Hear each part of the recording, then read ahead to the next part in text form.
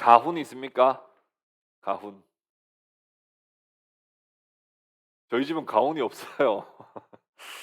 그래서 저희 아내한테 어린이집에 가훈을 써서 보내라고 해서 한 몇 달 전에 써서 보낸 적이 있는데, 제가 저희 아내한테 설교 준비하다가 카톡을 보냈어요. 여보, 우리 그때 뭐라고 썼었지? 우리 아내가 막 뭐 뭐 뭐 뭐 섬기는 사람이 되자, 뭐 하나님 사랑, 이웃 사랑, 뭐 그때 저희가 후보가 많았거든요. 예. 근데 잘 기억이 안 나요. 요즘에 가훈이 잘 없어요. 그렇죠? 근데 제가 어릴 때 저희 집에 본가에 가훈이 있었는데, 가훈이 가화만사성이었어요. 가화만사성. 어릴 때 저희 집 그 거실 한복판에 크게 한자로 이렇게 5글자 가화만사성이 이렇게 쓰여져 있었습니다. 아마 저희 집 가훈이었던 것 같습니다.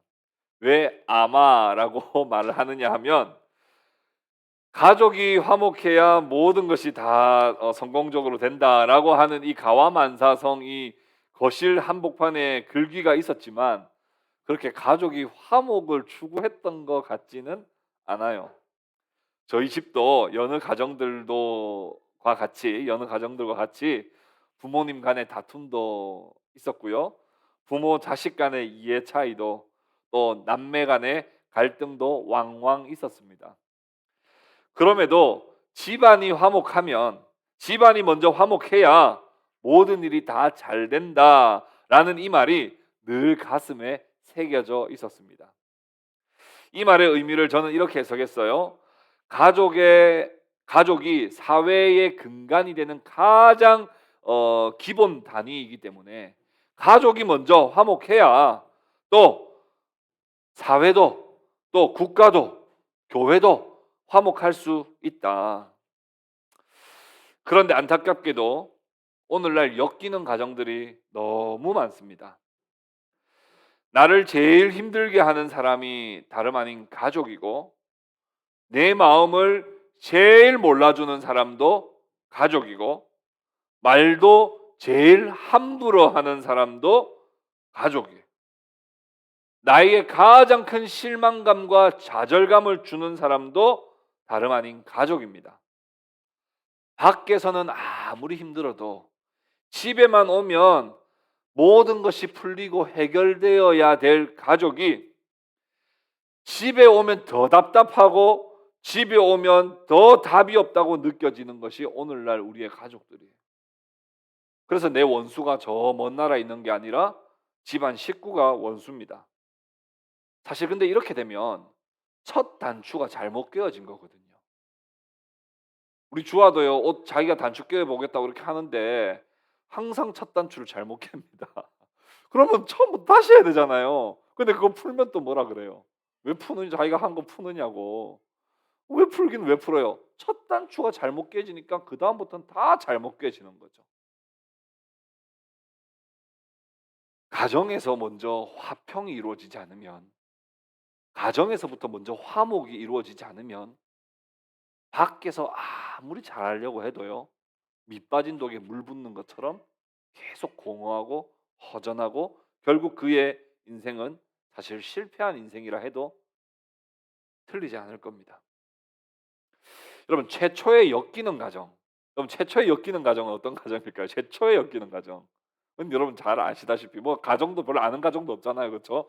아담과 하와 가정이 최초의 엮이는 가정이에요.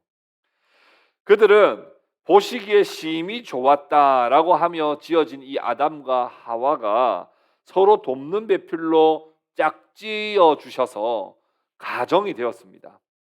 그런데 이 아담과 하와의 가정 가운데 문제가 발생했는데, 어떤 문제가 발생했냐면, 둘은 서로 너무 사랑했는데 뭔가가 한 가지 깨어진 게 있어요. 그게 뭐냐 하면 하나님과의 관계입니다. 하나님이 분명히 너희들은 동산 중앙에 있는 선악을 알게 하는 나무의 열매를 먹지 말라고 했는데, 둘은 뭐 서로 막 네가 먼저 먹어 내가 먼저 먹어 어쩌고저쩌고 했는지는 모르겠어요. 그런데 하나님과의 관계가 딱 깨어지고 질서가 딱 어그러지면서 이 가정에 문제가 발생하기 시작합니다. 서로 책임을 전가하고요. 다투고요. 서로 원망하는 일들이 막 생깁니다. 그 원인은 다름이 아니에요. 늙어서 서로 예뻐서 잘생겨서 결혼했는데 늙어서 그런 게 아니에요. 하나님과의 관계가 끊어졌기 때문에 그런 거예요. 그러면서 인생들은 고생, 고통, 눈물, 다툼, 분노, 슬픔 이것이 끊어지지 않게 된 거예요. 아담의 그 자녀들도 한번 보세요. 똑같아요. 가인과 아벨이 있었죠. 가인과 아벨이 왜 깨어졌어요? 하나님과의 관계, 하나님께 드리는 예배가 잘못되면서부터 시기가 생기고 형제간에 서로 살인하는 일들이 생기게 되는 거예요. 그러니까 모든 문제의 출발은 가정이에요. 그렇죠? 모든 문제의 출발은 사회의 가장 기본 구성인 가정이에요. 그러나 가정보다도 훨씬 더 근원되고 기초되는 관계가 있다고 한다면 그건 바로 하나님과의 관계입니다. 인간은 하나님과의 관계에 깨어짐에서부터 모든 인생의 비참함과 문제들이 발생하기 시작한 거예요. 이것에 따라서 하나님과의 관계가 어떻게 되느냐에 따라서 인간의 운명이 결정짓기도 하고요. 하나님과의 관계 안에서 인간의 가치와 존재와 그 의미를 발견할 수 있기 때문에 하나님과의 관계가 어떠하느냐 이거에 따라서 인간과 인생에 대해서 논할 수 있는 거예요. 그렇다면 인간은 하나님과 어떤 관계였습니까? 우린 예수님을 믿기 이전에 하나님과 어떤 관계였냐? 성경은 명확하게 말합니다. 하나님과 인간은 원수 관계였다. 로마서 5장 10절에 이렇게 말씀합니다. 곧 우리가 원수 되었을 때에. 하나님과 인간 관계는 원수였다는 거예요. 골로새서 1장 21절에도 이렇게 말합니다. 전에 악한 행실로 멀리 떠나 마음으로 원수가 되었던 너희를. 인간은 이처럼 하나님과 그저 단절됐을 뿐 아니라 하나님과 서로 대적하는 원수의 관계에 있었다고 말합니다. 하나님 편에서는 불화의 원인을 제공하신 적은 없어요. 하나님은 단 한 번도 불화의 원인을 제공하신 적이 없습니다. 늘 인간이 하나님과 반대되는 생각을 했고 늘 인간이 하나님과 반대되는 행동을 했을 뿐입니다. 그래서 로마서 8장 7절에는 육신의 생각은 하나님과 원수가 되나니 이렇게 말씀합니다. 아모스 3장 3절에는 이렇게 말씀합니다. 두 사람이 뜻이 같지 않은데 어찌 동행하겠으며 이렇게 말해요.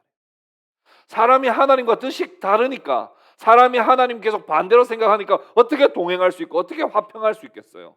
원수 관계였다는 거예요. 하나님과 점점 더 멀어져만 갔습니다. 그게 바로 로마서 1장에서 여러분 우리 함께 공부했던 하나님의 진노가 여기서 발발한 거예요. 하나님의 진노의 원인은 뭐였어요? 하나님이 다중인격자라서 그런 게 아니에요. 하나님은 욱하시는 분이라서 하나님의 진노가 나타난 게 아니라고요. 원인은 인간 편에서 늘 제공했어요. 뭡니까? 순리를 영리로 바꾸었다는 거죠. 하나님의 뜻을 계속 반대로 행했다는 거예요. 그 대표적인 예가 뭐였어요? 기억나시죠? 그게 동성애였잖아요.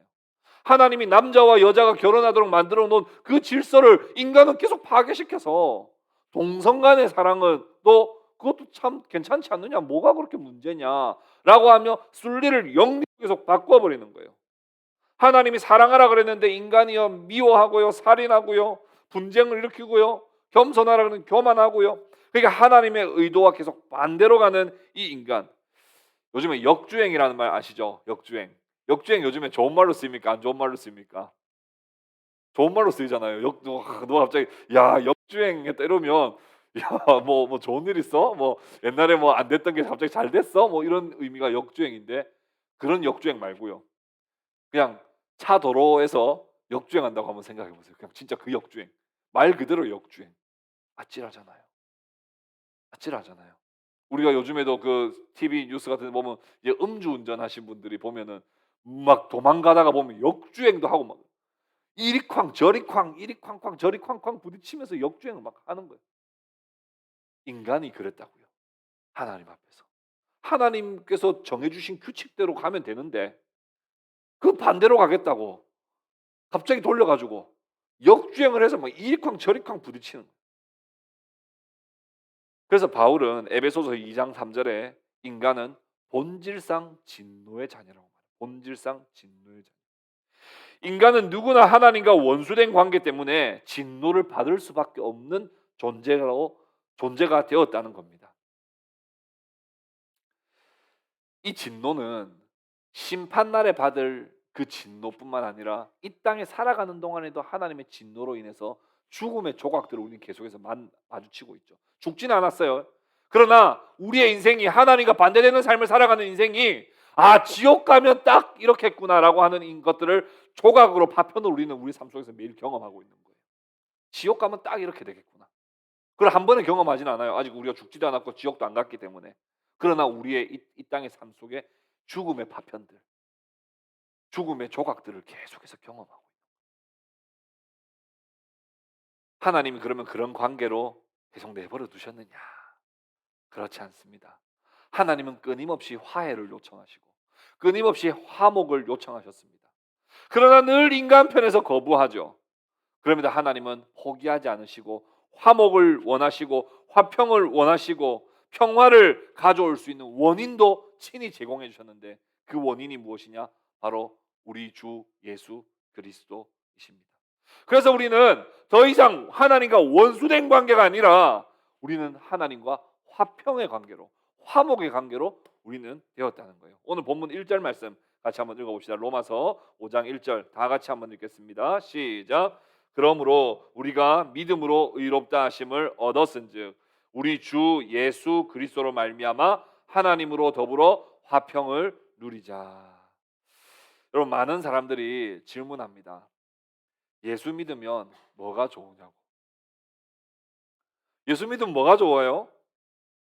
교회 나가면 밥이 나오냐, 떡이 나오냐, 이렇게 묻습니다. 물론 예전에는 교회 가면 진짜 밥도 주고 떡도 줬죠. 그렇다고 예수 믿는다고 너가 뭐 평생 먹을 거 뭐 다 이렇게 뭐 해결되냐? 뭐 하려고 그렇게 예수 믿냐? 그리고 예수 믿을 거면 적당히 믿으라. 너무 깊게 빠지지 마라. 너무 열심히 하지 마라. 그냥 적당히 해라.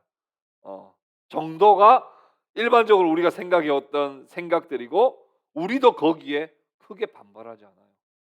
맞아, 뭐 너무 깊이 빠질 필요까지는 없어. 적당히 믿으면 돼.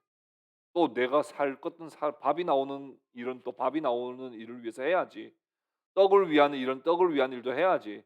뭐 너무 그렇게 뭐 하나님 앞에 너무 심취할 필요는 없어. 우리도 그렇게 생각을 합니다. 오늘 로마서 5장에 나와 있는 이 말씀은 어떤 말씀이냐면 너희들이 예수를 믿고 구원을 받았다고 한다면 그 구원받은 자의 유익이 무엇인지에 대해서 오늘 설명하는 부분이에요. 유익. 그래서 오늘은 우리는 구원받은 자의 유익, 하나님께서 우리를 의롭다고 칭해 주신 것 자들의 그 유익에 대해서 우리는 오늘 생각해 보려고. 진짜 밥이 나오는 건가? 진짜 떡이 나오는 건가? 아니면 다른 분명한 유익은 무엇인가? 우리가 이걸 한번 생각을 해 보려고 하는 거예요. 방금 말씀드렸던 바와 같이 첫 번째, 오늘 세 가지 유익을 말씀드릴 건데요. 첫 번째 유익은 뭐냐면 하나님과 더불어 화평케 됐다는 거예요. 이게 예수님으로 인해서 우리가 구원받은 자의 제일 첫 번째 유익입니다. 하나님과 더불어 화평케 되었다. 우리는 더 이상 하나님과 원수 관계가 아니라는 거예요. 이게 정말 놀라운 겁니다. 여러분, 지금 우리가 밥이 중요합니까? 떡이 중요합니까? 인간은요, 맞아요. 당장 오늘 밥 한 끼 못 먹으면 죽는 줄 알고 맨날 밥 먹는 걱정만 맨날 하고 있어요. 맨날 밥 먹는 걱정만 하고 있어요. 저희 어머니도 지금도 계속 하시는 말씀. 밥을 좀 제발 좀 그 밖에서 한번 사 먹고 오면 안 되나? 저희 엄마 지금도 전 통화하시면 그 말씀하시거든요. 저희 아버지가 뭐 어떻게 해서든지 간에 엄마가 해주시는 밥만 먹는데요. 저희 어머니가 지금 막 죽겠대요, 진짜. 제발 좀 밖에 사 먹고 온다. 사 먹고 온다. 밥 시간만 되면 저희 아버지 계속 나갔다가도 밥 시간만 되면 들어오시고 밥 시간만 되면 들어오시고. 여러분, 사람이요 참 그 먹고 사는 문제가 제일 중요한 것 같죠. 그리고 젊은이들한테는 뭐예요? 진로, 또 출세, 결혼. 중요한 문제예요. 물론 안 중요한 문제는 아닙니다. 그러나 가장 근본적으로 제일 먼저 시급하게 해결해야 될 문제가 뭐였어요? 하나님과의 관계였잖아요. 그게 안 되면 밥을 많이 먹어도 출세를 해도 다 헛것이란 말입니다. 근데 하나님이 제일 먼저 우리에게 주신 유익은 뭐예요? 하나님과 원수된 관계에서 우리와 하나님과의 관계를 화평케 주셨다. 화목하게 해 주셨다는 겁니다. 그 말은 무슨 말이냐면 하나님께서 우리를 옳다고 여겨 주신다는 거예요. 그동안에 역주행하는 우리의 삶이 아니야 너희들은 정말 이제 오라 너희들은 잘하고 있네 라고 그렇게 여겨 주신다는 거예요. 인간은요 화해를 요청할 마음도 없을 뿐만 아니라 화해를 요청할 능력도 없어요. 여러분 싸우면요 누가 보통 화해 요청해요? 누가 보통 요청해요 화해? 우리 부부에게 물어보긴 좀 그렇고 예? 우리 기선자매 우리 명성자매하고 싸우면 누가 화해 먼저 요청해요? 그때마다 달라. 그것도 아주 현실적인 답입니다. 예. 누가 화해 요청하는 거예요? 그릇이 넓은 사람이 요청하는 거예요. 화해는. 화해는 누가 요청하는 거냐면 잘못한 사람이 요청해야 된다고 우리 생각하죠. 네가 잘못했으니까 네가 먼저 화해해 요청해. 아니요. 그릇이 넓은 사람이 요청하는 거예요. 우리 신앙적인 말로 말하자면 믿음 좋은 사람이 화해를 요청하는 거예요. 그러니까 좀 보니까 희선자매와 명선자매 삐까삐까해요, 그렇죠? 그릇이 삐까삐까해서 상황에 따라서 서로 어, 우리 명한 형제 오늘 컨디션도 안 좋은 상황에서 우리 예배 왔기 때문에 질문하지 않겠습니다. 그래요. 믿음 좋은 사람들이 화해 요청하시고 그래서 화해를 서로 요청하려고 경쟁해야 될 판이에요. 지금 사실 우리는 그렇죠. 그릇이 넓은 사람이 먼저 화해를 요청할 수 있는 거예요. 그러니까 인간은 하나님께 화해를 요청할 수 없어요. 인간은 절대로 하나님께 화해를 요청할 수 없어요. 화해 요청해도 그 요청도 다 가식이고 거짓일 뿐입니다. 그러나 하나님 편에서 우리를 향하여 하나님의 아들 독생자 예수를 보내셔서 하나님은 우리와 화평케 되기를 원하셨고 하나님 우리와 하나 되기를 원하셨던 거예요. 에베소서 2장 14절에 이렇게 말씀합니다. 그는 우리의 화평이신지라 둘로 하나를 만드사 중간에 막힌 담을 허시고 우리 구주 예수 그리스도께서 십자가의 화목제물이 되시고 속량하심으로 말미암아 우리 예수님 이렇게 말씀하셨죠. 십자가 지시고 난 다음에 제일 마지막에 하신 말씀이 뭐예요? 다 이루었다. 이 무슨 말이에요? 내 할 일 다 했다 이 말이기도 하지만 정확하게 원어적인 의미로 생각해 보자면 다 갚았다 이 말입니다. 내 백성들이 짊어져야 될 그 죄값들 그 값들 내가 대신해서 다 갚았다 이 말입니다. 주님 때문에 하나님과 우리 사이에 막힌 담을 완전히 허물어 주셨단 말입니다. 그래서 오늘 본문 성경 영어 성경에 보면 peace with God이라고 돼요. peace with God. 하나님과 우리가 이제 평화를 얻었다. 여러분 이거보다 더 큰 복이 어디 있습니까? 이게 바로 첫 단추예요. 이 단추가 깨어지지 않으면요. 여러분 아무리 출세해 보세요. 아무리 엉망잔자가 돼 보세요. 그의 인생은요. 늘 죽음의 조각들을 늘 맞이하면서 살아가는 비참한 인생일 뿐이에요. 그러나 하나님 우리에게 가장 근본적인 걸 해결해 주신 거예요. 하나님과 원수된 관계를 완전히 회복시켜 주셨다. 두 번째, 하나님 오늘 우리에게 칭의를 통하여 주시는 두 번째 유익은 무엇이냐?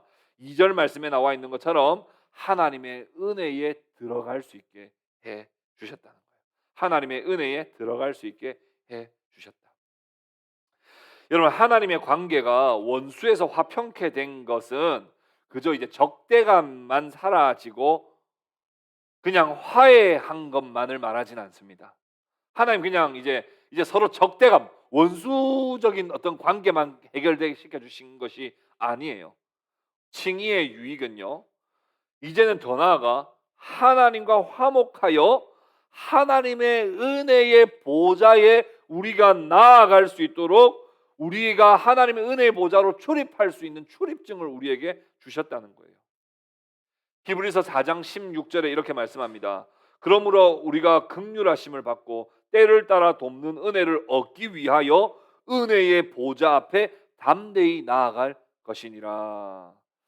물론 우리가 의롭지는 않지만 하나님께서 우리를 의롭다고 칭해 주셨기 때문에 이제는 하나님과 원수 관계만 그냥 회복된 게 아니라 이제는 하나님의 은혜의 자리로 우리가 들어가서 하나님의 은혜를 마음껏 누릴 수 있는 존재가 되었다는 거예요. 여러분, 칭의의 은혜를 받지 않은 일반 세상 사람들도요, 하나님의 은혜는 누립니다. 그러니까 이 세상 살아가는 거죠. 여러분 믿으십니까? 이 세상에 하나님 은혜가 없으면 벌써 다 심판이에요. 근데 하나님의 은혜가 있기 때문에 세상 사람들도 일반적인 은혜는 받고 있어요. 근데 의롭다고 칭함을 받은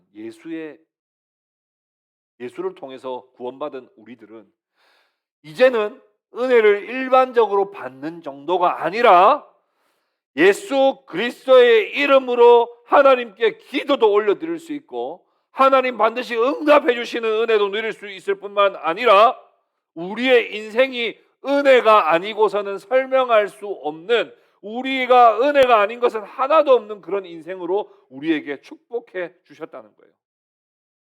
로마서 5장 2절에 또한 그로 말미암아 우리가 믿음으로 서 있는 이 은혜에 들어감을 얻으며 라고 이야기하는데요, 여기에서 헬라어 프로사고게이라는 말이 나옵니다. 프로사고게이. 이 프로사고게이가 무슨 말이냐면요, 가까이 가져가다, 소개하다, 이런 말이에요. 가까이 가져가다, 소개하다. 자, 어디에 뭐 예를 들면 공짜로 뭐 몇십만 몇백만 원짜리 가전제품을 들어가기만 하면 주는 곳이 있다고 칩시다. 근데 나는 그 회원권이 없어가지고 못 들어가요.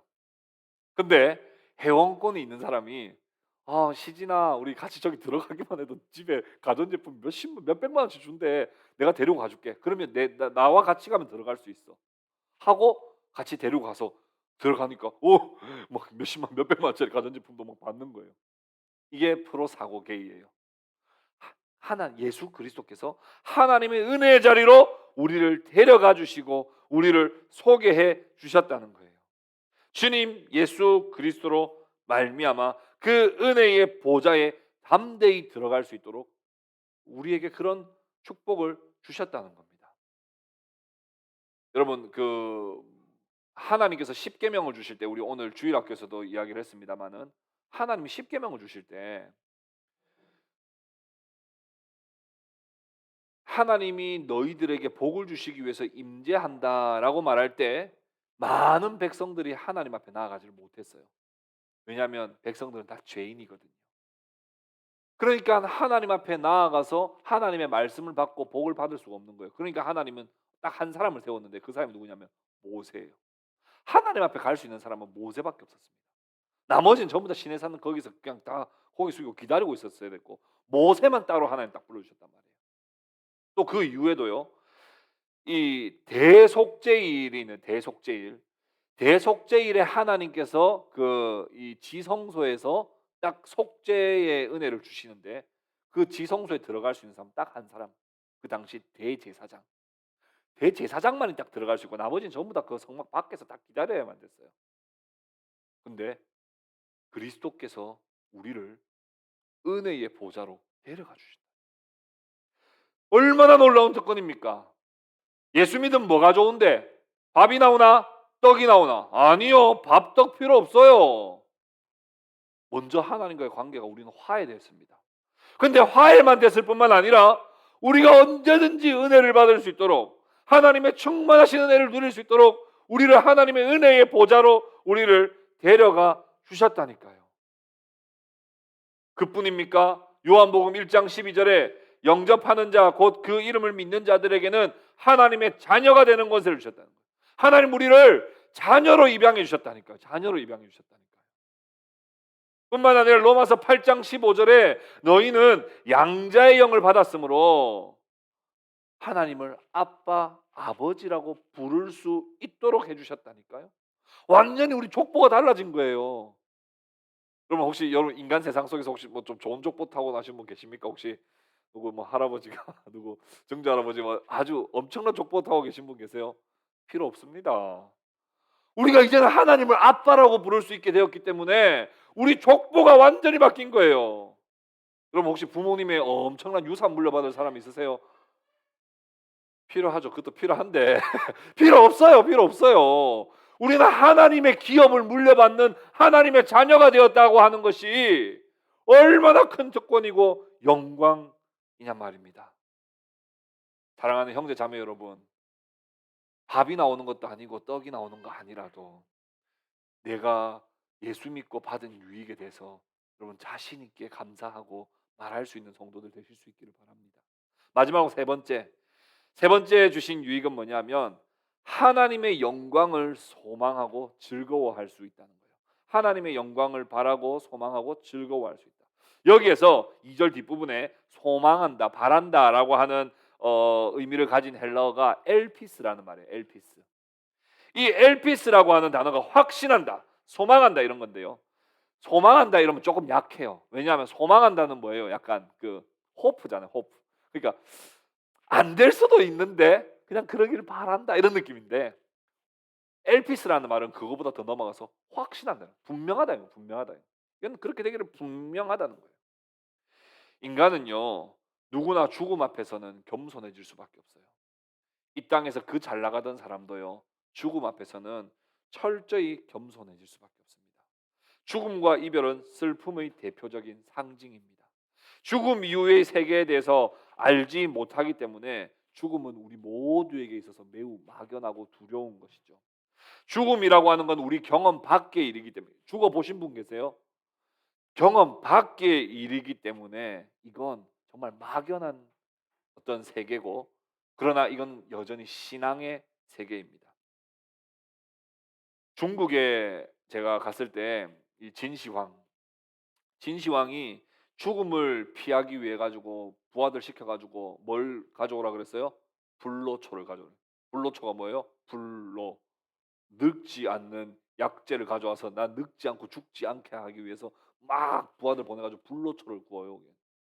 뿐만 아니라 그래도 죽을 것 같거든요. 그러니까 젊을 때부터, 여러분 나이 청년 때부터 벌써 뭘 했냐면, 내가 죽고 나면 그 사후세계가 너무 두려워서 내 무덤에 병사들을 이렇게 흙으로 만든, 이게 병마용이죠. 그 병마용을 만든, 죽음이 너무 두려운 나머지 그 수만 명의 병사들과 말을 무덤 속에 벌써 만들기 시작한 거예요. 그러니까 진시황 때 참 그 백성들 참 고단했을 것 같아요. 그 저 황제 자기 죽을까 봐 그거 토기 만드는 그것 때문에 그 일을 했으니까요. 얼마나 이 자기가 모든 걸 다 누렸던 그 진시황이지만, 진시황도 죽음 앞에서는 뭐 어쩔 수가 없는 것이죠. 인도에 갔을 때 이 바라나시 가면 이 겐지스 강이 있잖아요. 겐지스 강. 이 겐지스 강에 가 보면요, 화장터에 불이 막 끊이지 않고 막 타오릅니다. 인도의 80% 이상이 이제 힌두교도들인데, 이 겐지스 강에서 목욕을 하면 그 자신의 그 오염과 죄를 씻어낼 수 있다고 그렇게 믿어서 많은 사람들이 그 절기만 되면 계속 가서 목욕을, 저도 목욕을 정말 하고 싶었는데 그 목욕할 수 있는 환경이 아니더라고요. 그 보니까 뭐 들어가면 좋겠더라고요. 분위기가 약간 그런 정도인데 계속 화장터에서 화장을 하고 있어요. 왜요? 그들이 화장을 하고 그 유골을 겐지스 강에 뿌리면 이 겐지스 강이 그 죽음 이후에 그 사후 세계로 연결하는 관문이라고 믿기 때문에 그 겐지스 강이 다 죽으러 오는 거예요. 거기서 전부 다 화장터예요. 시체 타는 냄새가 진동을 하죠. 근데 요즘은 코로나 지금 벌써 2년 됐잖아요. 경제적으로 인도가 지금 너무 어려워 가지고 이거 장작을 구할 돈이 없대요, 백성들이. 그럼 어떻게 하겠어요? 진짜 시체를 다 그냥 강가에 다 띄운답니다.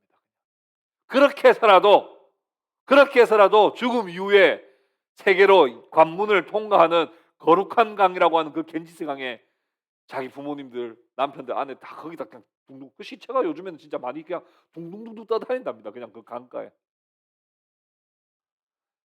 여러분, 이처럼 죽음과 사후 세계에 대해서는 모두가 겸손할 수밖에 없어요.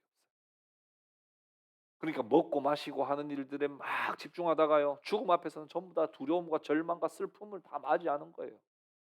그런데 예수를 믿은 자들의 유익은, 세 번째 유익은 뭡니까? 세 번째 유익은 천국을 확신하고 소망한다는 거예요. 그리고 천국에 갈 것에 대한 즐거움으로 이 땅을 산다는 거예요. 그게 바로 엘피스입니다. 요한복음 3장 16절 하나님이 세상을 이처럼 사랑하사 독생자를 주셨으니 이는 그를 믿는 자마다 멸망하지 않고 영생을 얻게 하심이라. 하나님의 영광 가운데 우리가 함께 참여하게 된다는 거예요. 죽음은 신자에게 있어서 죽음은 끝이 아닙니다. 신자에게 있어서 죽음은 또 다른 새로운 시작이에요. 죽음은 영생으로 들어가는 관문입니다. 그러니 하나님께서 허락하신 이 땅에서 사명을 다 마치고 나면 하나님이 장차 그분의 영광을 우리가 보게 될 뿐만 아니라 우리도 그 영광에 참여하기 때문에 우리는 죽을 때도 웃을 수 있는 거예요. 제가 지난주에 말씀드렸죠. 제 마지막 소원이 죽음을 두려워하지 않는 목사로까지 살고 싶어요. 인간인지라 죽음이 왜 안 두렵겠어요. 그러나 죽을 때도 정말 화평하게 웃으면서 정말 영광에 들어갈 수 있는 소망. 예수님께서요 변화산에 베드로와 야고보와 요한 세 사람만 딱 데리고 올라가신 적이 있습니다. 기억나시죠? 영광 가운데 우리 예수님 변형하세요. 그게 뭐 천국을 보여주신 거죠. 영광 가운데 변형돼. 근데 그 옆에 보니까 오른쪽에는 모세가 쫙 영광 가운데 있고 또 왼쪽에 보니까 엘리야가 와 천국 가면 이런 모습이겠구나라는 걸 베드로, 야고보, 요한이 바로 발견한 거예요. 베드로가 뭐라고 이야기하는지 압니까?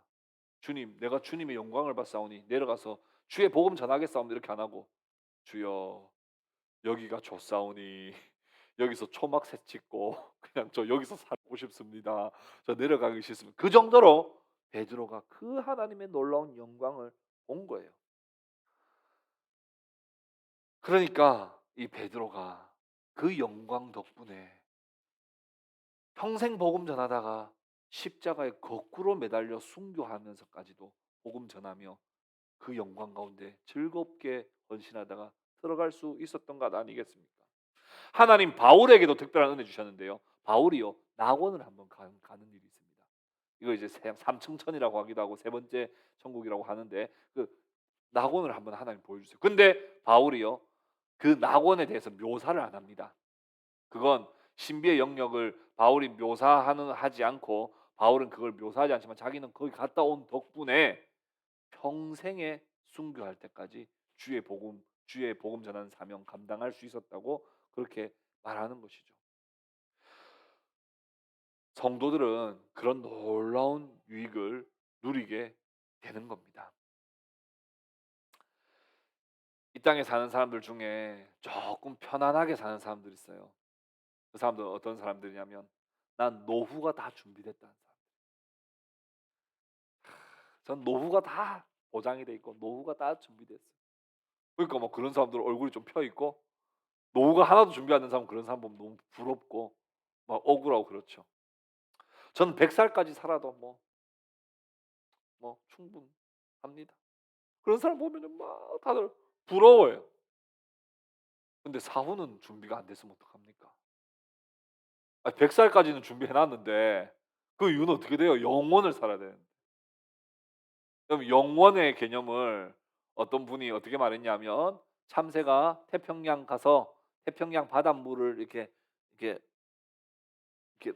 입에 담아 가지고 자기 새끼한테 가서 물 주고 하는데 태평양 바닷물을 다 옮겨낼 정도의 시간이 영원이라 그래요. 영원. 그럼 100살까지 준비 뭐 한 게 그게 뭐 그렇게 대단하고 뭐 그렇게 잘났습니까? 사후가 확신이 없고 소망이 없는데. 사랑하는 형제자매 여러분, 우리에게 영원한 생명의 소망, 확신, 그것 때문에 즐거워할 수 있는 유익을 주셨다는 것에 대하여 감사할 수 있는 저와 여러분 될 수 있기를 바랍니다. 말씀을 이제 맺겠습니다. 돈이 없는 사람도 참 안타깝지만 돈이 있어도 쓸 줄을 모르는 사람들은 정말 안타깝습니다. 시간이 없이 바쁘게 사는 사람도 참 안타깝지만 시간이 많은데도 시간을 잘 활용할 줄 모르는 사람, 시간을 잘 누릴 줄 모르는 사람 진짜 안타깝습니다. 구원을 받지 못한 사람도 안타깝지만 구원을 받았음에도 불구하고 구원받은 유익을 누리지 못하는 사람 진짜 안타까워요. 오늘날 많은 성도들이 자기가 구원을 받고도 구원받은 유익이 뭔지도 모르고 구원받은 유익을 제대로 누릴 줄도 모릅니다. 자기는 구원받았는데 구원받지 못한 사람과 똑같은 염려하고 있고 구원받지 못한 사람과 똑같이 고통 가운데 살아가고 있는 것이죠. 세상 사람들 우리에게 물어봅니다. 예수 믿으면 뭐가 좋냐고. 예수 믿으면 밥이 나오냐고 떡이 나오냐고 묻습니다. 우리는 그냥 예수 믿으면 좋다. 그냥 이렇게만 말해서는 안 됩니다. 루터가 이 본문을 주석할 때 이렇게 말했습니다. 아마 바울은 로마서 5장을 쓸 때는 춤을 추면서 썼을 것이라고. 그 앞에는 조금 비참한 이야기 했는데 이제 로마서 5장에는 구원받은 자의 유익이 얼마나 놀라운가를 이제 쓸 때는 너무 행복하고 기뻐서 춤을 추며 썼을 것이라고. 오늘날 이 땅을 살아가지만 구원받은 자는 구원받지 못한 자와 확연히 다른 놀라운 유익을 받았음을 기억하십시오.